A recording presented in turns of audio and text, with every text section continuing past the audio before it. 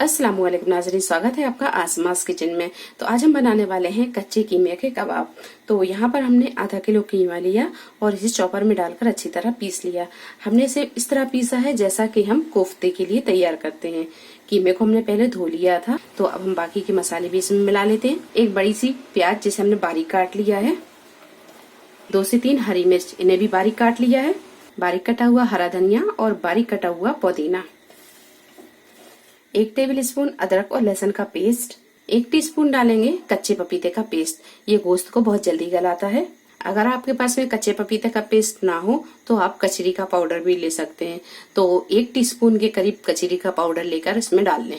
1 teaspoon पिसा हुआ गरम मसाला, 1/2 टीस्पून कुटी हुई लाल मिर्च, हम इसमें हरी मिर्च भी डाल चुके हैं तो यहाँ मिर्च आप अपने टेस्ट के हिसाब से ले लें।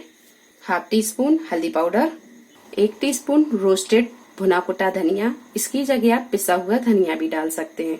1 टीस्पून चाट मसाला, 1 टीस्पून नमक, नमक आप अपने टेस्ट के हिसाब से कम ज्यादा भी कर सकते हैं। 1 टीस्पून डाल देंगे कश्मीरी लाल मिर्च, ये कलर के लिए डाल रहे हैं, इसमें तीखापन बिल्कुल नहीं होता है। 1 नींबू का रस डाल देंगे, बीज को हम इस तरह हटा देंगे।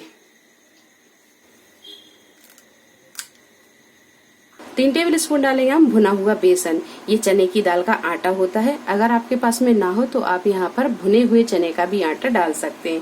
ये हम बाइंडिंग के लिए डालेंगे। अंडा भी हमने बाइंडिंग के लिए डाला है, ये डाल देते हैं। सारी चीजों को अब अच्छी तरह हम मिक्स कर लेंगे। कीमा अगर यहाँ पर थोड़ा सा गीला रहता है तो आप यहाँ थोड़ा सा चने का आटा और बढ़ा सकते हैं। सारी चीजों को अच्छी तरह हमने मिक्स कर दिया है। अब इसे हम 10 मिनट के लिए रख देते हैं ताकि सारे मसाले एक दूसरे में अच्छी तरह मिक्स हो जाएं। फिर हम इसके कबाब बनाएंगे। जब ये अच्छी तरह सेट हो जाए तो अब बना लेते हैं हम इसके कबाब।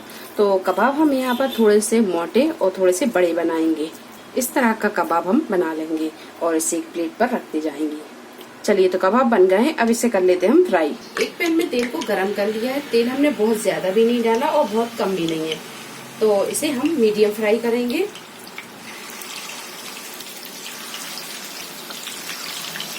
एक से 2 मिनट के बाद में अब इसे हम पलटेंगे। कबाब जब दोनों साइड से अच्छी तरह फ्राई हो जाए तो आप यहाँ देख सकते हैं कि कबाब यहाँ इस साइड से अच्छी तरह फ्राई हो गए हैं और दूसरी साइड से भी आप देख सकते हैं, ये देखिए इधर से भी अच्छी तरह फ्राई हो गए हैं। तो अब इन्हें हम निकाल लेंगे।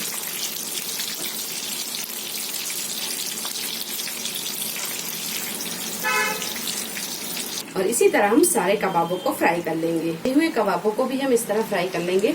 बहुत ही मजे के और टेस्टी कच्चे कीमे के कबाब बनकर तैयार हैं। इन्हें फ्राई करने के लिए ज्यादा तेल भी नहीं लगा, कम तेल में ये फ्राई हो गए। तो वीडियो पसंद आई हो तो इसे लाइक और शेयर करें, चैनल को सब्सक्राइब करें। तो अगली एक नई रेसिपी के साथ फिर हाजिर होते हैं। तब तक अपना ख्याल रखें। अल्लाह हाफिज।